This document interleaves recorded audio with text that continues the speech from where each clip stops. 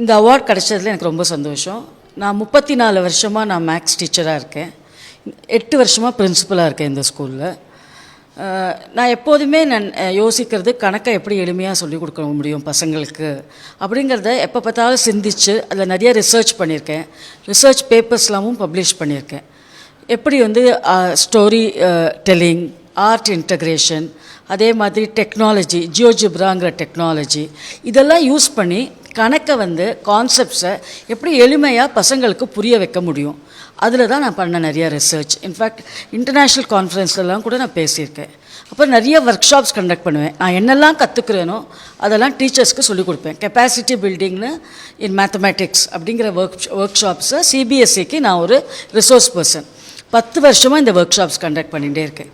So டீச்சருங்கிற தொழில் நம்ம கற்றுண்டே இருக்க வேண்டிய தொழில்.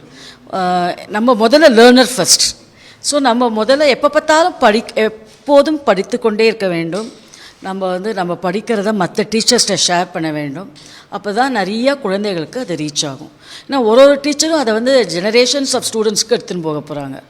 அண்ட் எப்பொழுதுமே நம்ம லேட்டஸ்ட்டாக என்ன இருக்குது, டெக்னாலஜிலாம் இருக்குது அப்படிங்கிறத நம்ம கற்றுக்கணும்.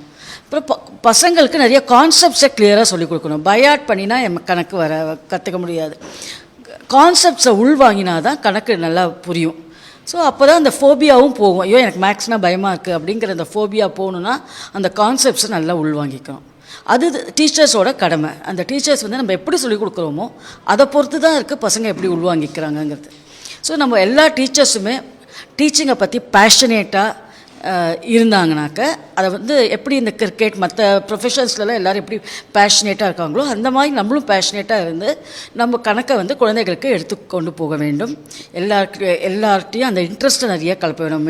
நிறைய கற்றுக்கணும், இன்னும் கற்றுக்கணும்னு பசங்கள்லாம் ஆசைப்படணும். அந்த மாதிரி ஒரு இன்ட்ரெஸ்ட்டை டெவலப் பண்ணணும்.